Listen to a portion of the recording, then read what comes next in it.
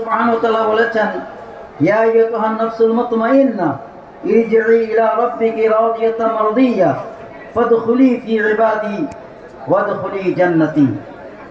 আত্মাগুলি বলছিল যে আমরা বাহরুল উলুমের ভিতরে আছি, আমরা সুন্দর সুন্দর আলোচনা পাচ্ছি এবং হজের মৌসুমে তার থেকে হজ পাচ্ছি, কিন্তু আমরা যেতে চাই না। আল্লাহ পাক সুবহানাহু ওয়া তাআলা বললেন, ইয়া আইয়ুহান নাফসুল মুতমাইন্না, ওই প্রশান্ত আত্মা, ইরজিই ইলা রাব্বিকি রাদিয়াতাম মারদিয়া, মহান আল্লাহর সাথে তুমি সংযুক্ত হও। বাহরুল উলুম যেদিন দুনিয়া থেকে বিদায় নিলেন সেদিন তার হাতে তসবিহ, তিনি আল্লাহর ডাকে সাড়া দিচ্ছেন। কোরআনে কারীম আল্লাহ বলছেন, ইন্নাল্লাযীনা ক্বালু রাব্বুনাল্লাহ সুম্মা ইসতাকামু, তার শেষ বক্তব্য ছিল রাব্বুনাল্লাহ। সেই আল্লাহ আজকে সভাপতি মহোদয় দোয়াতেও বলেছেন তিনি আল্লাহর সাথে মোলাকাত করেছেন। তো আল্লাহর সাথে যিনি মোলাকাত করেছেন সেই মহান ব্যক্তিত্ব আজকে তিনি বাইতুল শরফের কবরস্থানে, আমাদের বাইতুল শরফ আঙ্গিনা এখানে শুয়ে আছেন। মহান আল্লাহ সুবহানাহু ওয়া তাআলা বাহরুল উলুমের সেই যোগ্য উত্তরসূরি আল্লামা শেখ মোহাম্মদ আব্দুল হাই নদভী, আমাদের মহতরম রাহবরে বাইতুল শরফ, সেই দায়িত্ব তিনি পালন করে যাচ্ছেন। হুজুর এখন অসুস্থ, উনি যার কারণে আজকে আসতে পারেননি।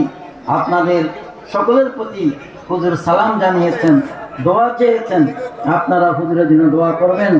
বাহরুল উলুমের সেই পদাঙ্ক অনুসরণ করে যেন তিনি এই বিশাল বাইতুল শরফের এই জাহাজকে, বাইতুল শরফের 700 অধিক প্রতিষ্ঠানকে তিনি যেন এগিয়ে নিয়ে যেতে পারেন।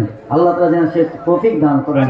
আল্লাহ তাআলা যেন সে আন্তরিক তাহাক্কুকে তৌফিক দান করেন, আমাদের সকলকে তৌফিক দান করেন। বাইতুল শরফের সাথে আছি, আমরা যেন বাইতুল শরফের সাথে থাকতে পারি। বাইতুল শরফের সাথে আমরা মূল কাজটা হচ্ছে কাদেরিয়ত, আর কাদের কুদরতটা পেয়েছেন শেখ আব্দুল কাদের জিলানী রাহমাতুল্লাহ আলাইহি।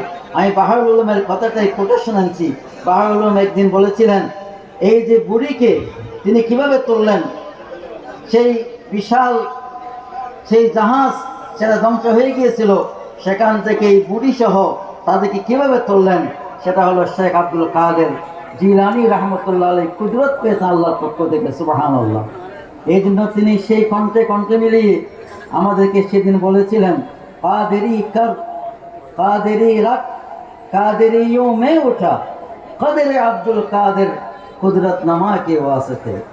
আমরা কাদেরি করছি এই দরবারে বাইতুল শরফ, এবং আমরা কাদেরি নাম রাখছি, এবং কিয়ামতের কঠিন ময়দানে আল্লাহ তুমি আমাদের কাদেরিদের সাথে তোলো।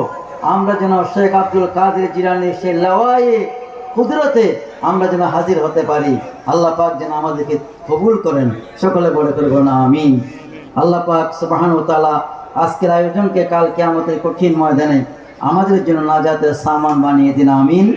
হাযা ওয়া সাল্লাল্লাহু আলাইহি ওয়া সাল্লাম বারাকাল্লাহু সাইয়্যিদনা মুহাম্মদ ওয়া আলা আলিহি ওয়া সাহবিহি আজমাইন। চলে আসছে আমাদের মোনাজাত